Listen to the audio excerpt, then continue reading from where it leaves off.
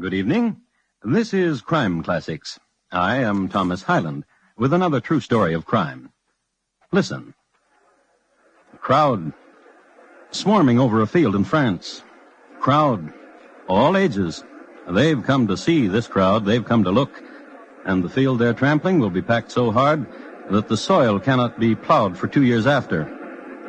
Closer now, to see if it were true, to see if the story were true. The story of horror about a mass grave, victims, murder victims buried together. Closer now, and finally, a man reaches a pit in the earth. Here! Tonight, my report to you on Baptiste Troppman, killer of many. Crime Classics, a series of true crime stories taken from the records and newspapers of every land, from every time. Your host each week, Mr. Thomas Hyland, connoisseur of crime, student of violence, and teller of murders. Now, once again, Mr. Thomas Hyland.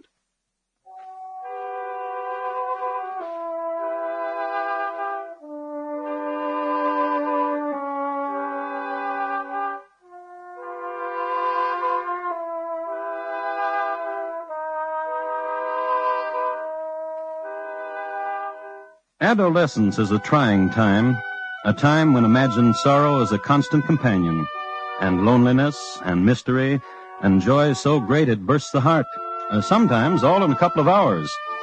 Youth reacts to it varyingly, mostly by writing poems, talking to the moon, rejecting, accepting, dancing, fleeing, getting caught, falling in love, and generally being miserable.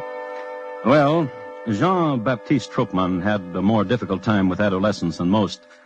For example, on the morning of April 3, 1865, when Jean was 16 years old, he had an argument with his brother in his father's factory. Brother!